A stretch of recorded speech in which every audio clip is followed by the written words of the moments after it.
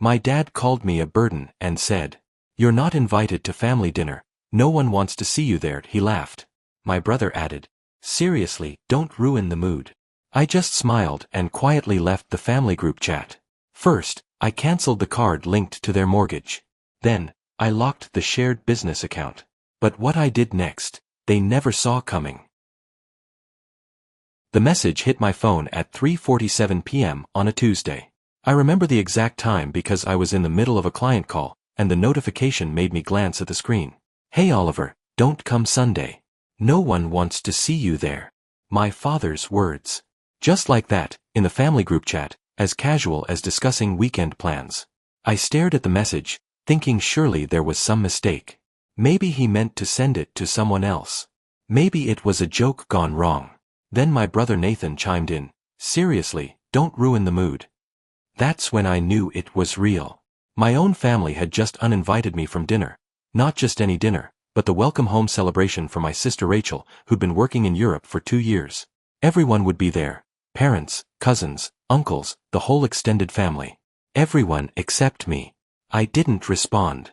I didn't demand an explanation or fire back with anger. I simply left the group chat, my thumb hovering over the exit button for just a moment before tapping it with a strange sense of finality. Then I opened my banking app. The mortgage payment card was the first to go. I canceled it with 3 quick taps. It was my card anyway. I'd set it up years ago when Dad was drowning in bills but too proud to ask for help directly. He'd just mentioned casually how tight things were getting, while staring at a stack of overdue notices on the kitchen counter. Next came the business account. I froze it entirely. The family LLC that I'd started from scratch, funded with my own money, built with my own connections. The one they'd all gradually attached their names to like barnacles on a ship's hull. They'd been happy to let me handle the technical stuff, while they reaped the benefits and made decisions about our company. By the time I closed my laptop, 5 years of financial support had evaporated in 15 minutes. I didn't tell Liling immediately. We were supposed to have dinner that evening, but when she arrived at my apartment, she found me sitting at the kitchen table, staring at nothing. The takeout container sat unopened between us, growing cold. "What happened?" she asked, settling into the chair across from me. I showed her the messages. She read them twice, her expression darkening with each word. "Do what you have to do," she said simply, pushing the food aside and taking my hand. Those 5 words gave me permission to stop pretending everything was fine. The calls started the next morning. 5 voicemails from Dad by 7 a.m., increasingly frantic as the automatic payment failures cascaded through their accounts. Mom called twice. Cousins who barely spoke to me suddenly remembered my number. But it was the email that really showed me who they were. "Oliver, what you did was unacceptable. That dinner wasn't about you. It was about family. You're acting like a child. Formal, cold, condescending. Not an ounce of self-reflection or acknowledgement of what they'd done. Just outrage that I dared to respond to their rejection with action instead of silent acceptance." I read it twice, then deleted it. The follow-up came an hour later. "We were just joking. Don't overreact. Just joking." As if exclusion and humiliation were casual family humor. As if my hurt feelings were an inconvenience to their good time. That's when I replied, "Take me out of the family business. I'm done." I copied our lawyer on the email, making it official. The fallout was instant and nuclear. Relatives I hadn't heard from in years suddenly had opinions about my betrayal. Mom called, sobbing about how I was overreacting and destroying the family. Dad oscillated between rage and wounded confusion, unable to understand how his quiet, compliant son had suddenly grown teeth. But it was Nathan's reaction that cut deepest. The text messages he sent were so venomous I couldn't repeat them, each one painting me as a traitor who'd chosen an outsider over blood. And through it all, they blamed Liling.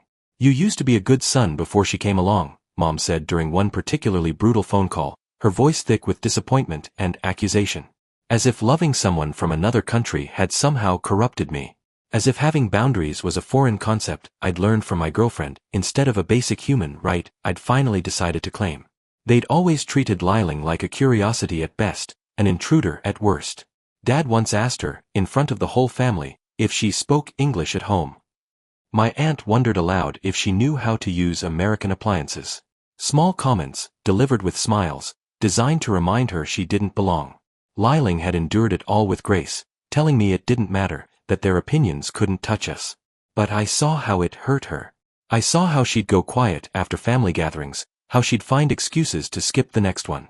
Now they were furious. The quiet son who'd always smoothed over their rough edges, who'd funded their dreams and swallowed their insults, had finally stopped being useful. Worse, he'd become dangerous. I'd expected someone to show up at my apartment after I sent the email dissolving our business partnership. Instead, there was silence, an eerie, calculated quiet that felt more ominous than any confrontation. By noon, they emerged from their planning session with a coordinated counterattack. The group email arrived with the subject line, "Your choices have consequences." Dad, Mom, Rachel, Nathan, and 2 uncles who had nothing to do with our business but loved family drama were all copied. It read like a manifesto they'd written together, each paragraph a different voice in their chorus of grievance. Dad's section accused me of embarrassing the family and being manipulated. Mom's was longer, more personal. She talked about sacrifice, about how they'd left everything behind in Shanghai to give their children opportunities in America, how I was throwing away my roots and identity for someone who didn't share our values. Then, in the same breath, she wrote that she was praying for me. Rachel didn't contribute any words, but seeing her name on the CC list told me everything I needed to know. My sister, who I'd always been closest to, who'd sent me postcards from every European city she'd visited, had chosen silence when it mattered most. They made it clear that I'd overstepped, that I had no right to touch family property, even though the LLC paperwork was in my name and the startup funds had come from my savings account. They were playing the victim while painting me as the aggressor, twisting the narrative with practiced ease. I ignored the email and went to work. The company I'd built from scratch, starting with freelance web development in college and slowly scaling into real estate technology, was thriving. My family had only gotten involved once they saw money flowing in. I'd offered them stakes as a gesture, thinking it might bring us closer. Instead, it had just given them another way to use me. 2 hours after the group email, my assistant buzzed me. "Someone named Thomas Lee is here to see you. He's refusing to leave." My father. He'd never visited my office before, not when we signed our first major deal, not when we expanded into 3 states, not when we hit 7 figures in revenue. But now he was standing in my lobby, demanding an audience. I told her to let him up. He walked into my office like he owned it, ignoring my staff and settling into the chair across from my desk without invitation. "You've lost it," he said without preamble. "Rachel's homecoming wasn't about you. You think you're some kind of hero because you pay bills? Family isn't business, and business isn't family." I leaned back in my chair, studying his face. "If you really believe that, you wouldn't have put your name on a company you didn't build." That's when his composure cracked. "If you want to act like an outsider, don't expect loyalty from your own blood." "Loyalty doesn't mean obedience," I replied. He left without another word. That afternoon, I called my lawyer and instructed him to remove every family member from any legal or financial connection to my business. I wasn't just freezing their access anymore, I was deleting it entirely. I thought maybe Rachel would call after that. She didn't. Nathan posted cryptic Instagram stories about betrayal and snakes. Extended family members began unfollowing me on social media. One cousin messaged me, asking what Liling had done to me, as if standing up for myself required external manipulation. That evening, Liling came home to find me sitting in silence at the kitchen table, laptop open with unsent email drafts scattered across the screen. She looked at me for a long moment, then said simply, "Don't back down." We took a walk through our neighborhood, past houses glowing warm with families inside, people having dinner, watching TV together, laughing at shared jokes. It was during that walk that I realized something profound. I didn't miss them. I missed the idea of them, the version of my family I'd always wished existed. I'd been trying to ignore a truth I'd carried my whole life. They only wanted me around when I was useful. Now that I was standing up for myself, I wasn't just unwelcome. I was dangerous. But I was done being useful. I was done being polite. I was all in. By the end of that week, the story had reached every corner of our extended family. Relatives I hadn't spoken to in years suddenly remembered I existed, each with their own theory about my breakdown. Aunt Linda left a 5-minute voicemail about how I was tearing the family apart. A cousin in our hometown posted vague rants on Facebook about entitled people who thought money made them better than family. They were scrambling to control the narrative, painting me as unstable, manipulated, isolated from my roots. Some even hinted that Liling was a gold digger, as if they hadn't been living off my generosity for years. The irony was thick enough to choke on. I knew things had escalated when Mom sent a message saying I was shaming her in front of the whole community. That word, shame, carried weight in our family. It meant she wasn't just upset, she felt publicly humiliated. But none of them asked why. They didn't want to understand what had driven me to this point. They wanted an apology and a quiet return to the status quo. They wanted the version of me who stayed silent while they mocked people like Liling, who absorbed their casual cruelty with a smile. That version of me was gone. The final straw came when Rachel organized another dinner. Smaller this time, just siblings and close family. She made sure to tell everyone it was to clear the air, but somehow forgot to include me in the invitation. Clear the air. Without me in the room. I forwarded the message to our lawyer. By then, the paperwork was nearly complete. Every name tied to the original business agreement, Dad, Nathan, even Mom's silent shares, was being surgically removed. There was one final document left, a statement dissolving any partnership rights retroactively. My lawyer warned me that once it was filed, there was no going back. Liling asked me the night before I signed it, "Are you sure?" "Yes," I said, and I meant it. What surprised me was how quickly they retaliated. They went straight to Mark, an old family friend who'd introduced me to my first client years ago. They tried to turn him against me, to poison that professional relationship. It backfired. Mark sent me a message, "They don't realize you don't owe them anything anymore." He was right. I didn't. But their resentment was boiling over. They started calling me a traitor, not to my face, but to everyone else. Nathan told mutual friends I'd turned against my own blood for a woman, as if standing up for Liling was betrayal, as if having boundaries was rebellion. Then Mom showed up at my apartment. It was late on a Thursday night. I heard the knocking but didn't answer. She called through the door, her voice carrying words I never thought I'd hear from her lips. "You've dishonored us," she said. "You're choosing a stranger over the people who raised you. We don't recognize you anymore." Then came the killing blow. "If this is who you are now, maybe we don't have a son anymore." I stood on the other side of the door, listening to my mother disown me through 2 inches of wood. When her footsteps finally faded down the hallway, I slumped against the door and tried to process what had just happened. That night, I told Liling everything. Every memory I'd pushed down, every insult I'd laughed off, every time I'd convinced myself they meant well. She didn't try to fix it or minimize it. She just stayed, and I realized something else. They had always made me feel like I was one decision away from being cut off, one disagreement away from losing their approval.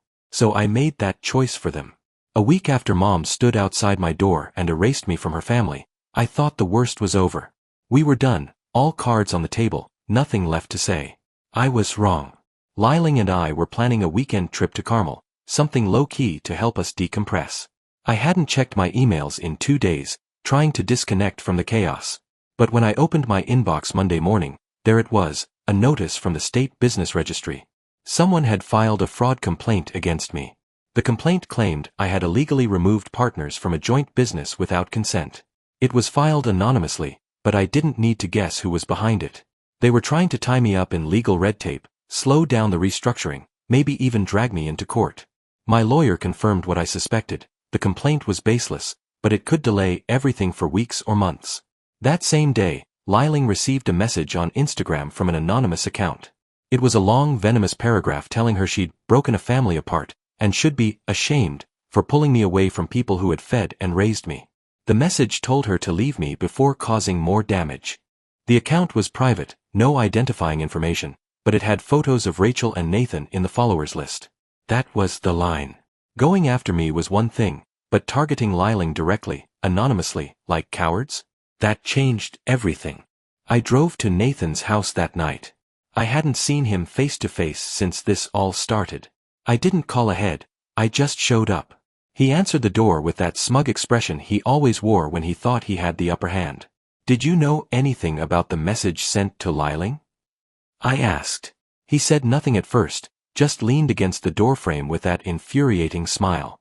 Then, "Well, maybe if you weren't so dramatic, no one would feel the need to reach out."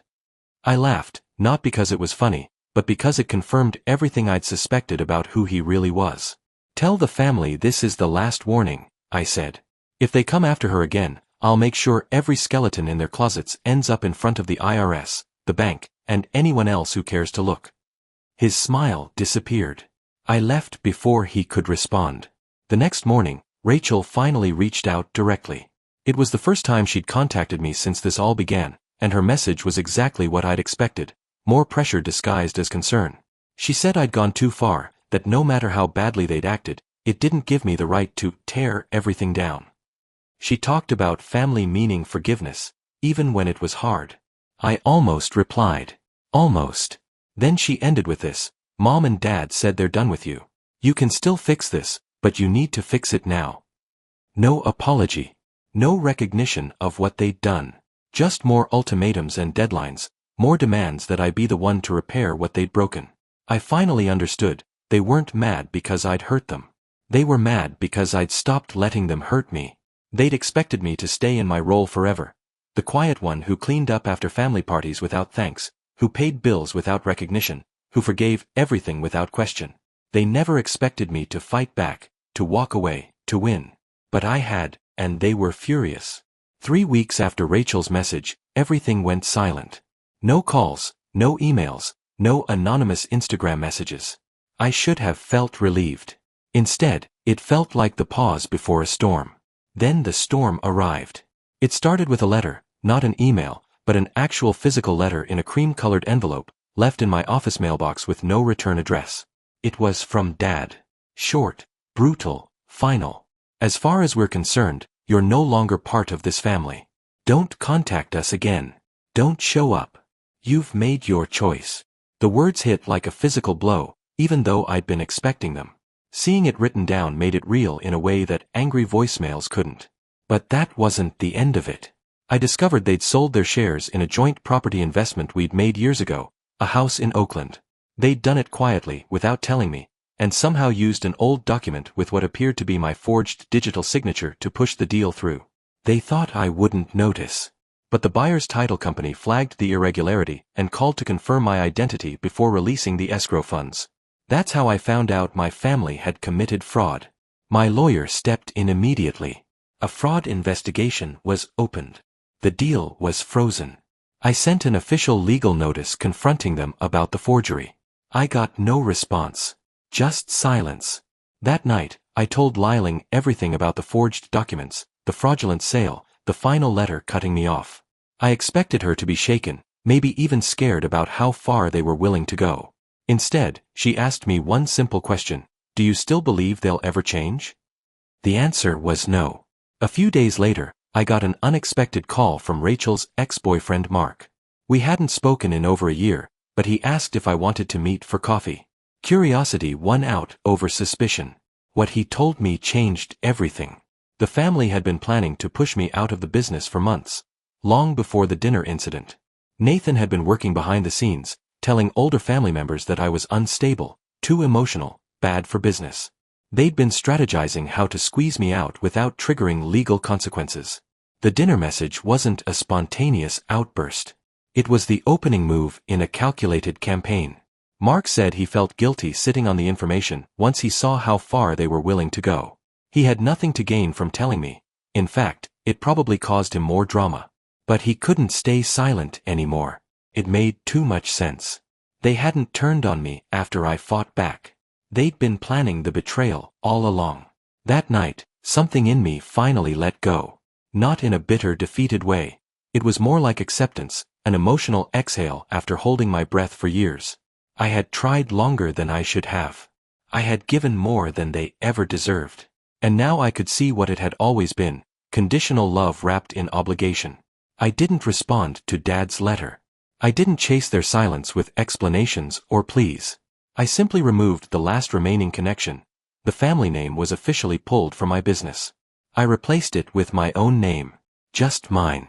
No more legacy. No more family ties. Just the company I'd built, and the woman beside me who'd never once asked me to be anything other than who I am. They called me a traitor, but they forgot something important about traitors. They're only dangerous if they have something left to betray. I didn't anymore. 2 months passed in complete silence. No contact, no drama.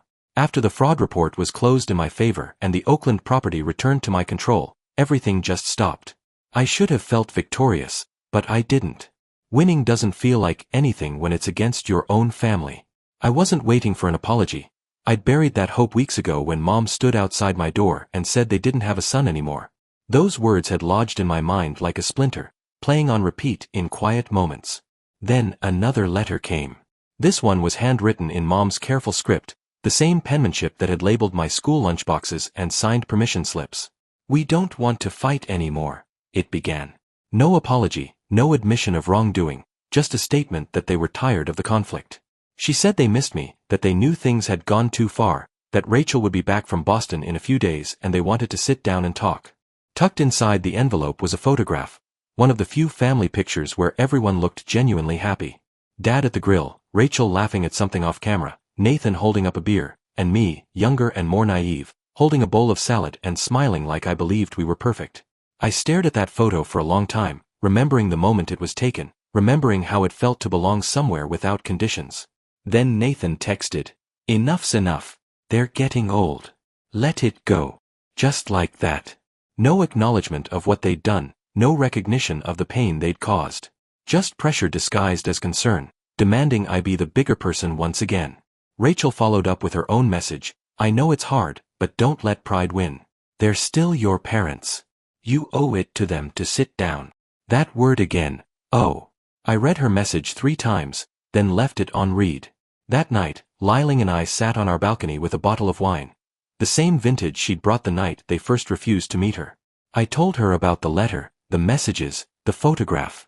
She listened without judgment, then said something that crystallized everything I'd been feeling.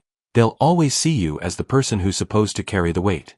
Even now, they want peace, but they expect you to make it happen." She was right. This wasn't an olive branch, it was a reset button they expected me to press. I was tired. Tired of being the one who always absorbed the damage, who made excuses for people who never paused to examine their own behavior. Tired of chasing a version of family that had never really existed. They could apologize 1,000 times, and it still wouldn't change how they'd treated Liling. It wouldn't erase the way they'd weaponized loyalty and money and silence. It wouldn't alter the fact that when forced to choose, they'd picked control over love. So I sat with their letter, their photo, their demands for reconciliation. And I didn't answer. Not yet. Because here's the truth they couldn't grasp, they'd had their chance. Multiple chances. And they hadn't just ruined them, they'd torched them completely. This wasn't about revenge anymore. It was about peace. My peace. Maybe that meant walking into that dinner and saying what needed to be said. Maybe it meant never answering their calls again, letting the silence stretch until it became permanent. I didn't know yet. But for the first time in my life, I didn't need them to choose me. Because I'd already chosen myself. Then came the update I never expected to write. 3 weeks passed after the letter. I never replied, didn't block them, just left everything unanswered. I wasn't angry anymore, I was simply done. At least, I thought I was.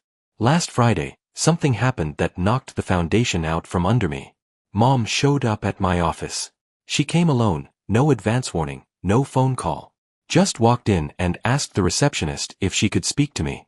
When I got the message, I almost said no, but curiosity got the better of me. I gave her 10 minutes. She looked tired, older somehow. I hadn't seen her face in months, and it hit me that we were both aging fast. That time was slipping away while we played these stubborn games. She sat across from me in the conference room and didn't touch the glass of water I'd poured for her. She didn't beg or cry or launch into accusations. She just said, quietly, "Your father's sick. Not just a cold. We found out a few weeks ago. He didn't want you to know." My thoughts went blank, then raced, then crashed into each other. I said nothing. She told me it was prostate cancer. That they'd caught it late. That he'd started treatment, but it was aggressive, and the doctors weren't offering much optimism yet. Then she said, "He wants to talk to you." I asked why he didn't come himself. "He's been different lately," she said. "He doesn't say it out loud, but he regrets a lot. He's been looking at old photos of you. He hasn't touched any of the business paperwork since everything collapsed." I still didn't know what to say. I felt something, but I couldn't name it. Not forgiveness, not rage. just confusion. Before she left, she slid a small envelope across the table. Inside was a handwritten note from him. If this is the end of my time, I don't want to spend it pretending you're not my son. That line broke something open in my chest. I brought the letter home and showed it to Liling. We sat quietly for a long time, both of us processing what this meant, where it left us. She didn't try to push me in any direction, but she did say one thing: you don't owe them anything. But if you need closure, maybe this is it. And now I'm sitting here, staring at my father's words, wondering if illness and mortality can bridge a gap that seemed unbridgeable just weeks ago. I don't know what I'm going to do. I don't know if I'm ready to forgive, or if forgiveness is even what's being asked for. But I know that somewhere in the space between my anger and his regret, there might be room for something I never expected. A conversation without conditions, a moment of honesty without agenda. Maybe that's enough to start with. Maybe it's not. But for the first time in months, I'm not sure what comes next. And somehow, that uncertainty feels like hope.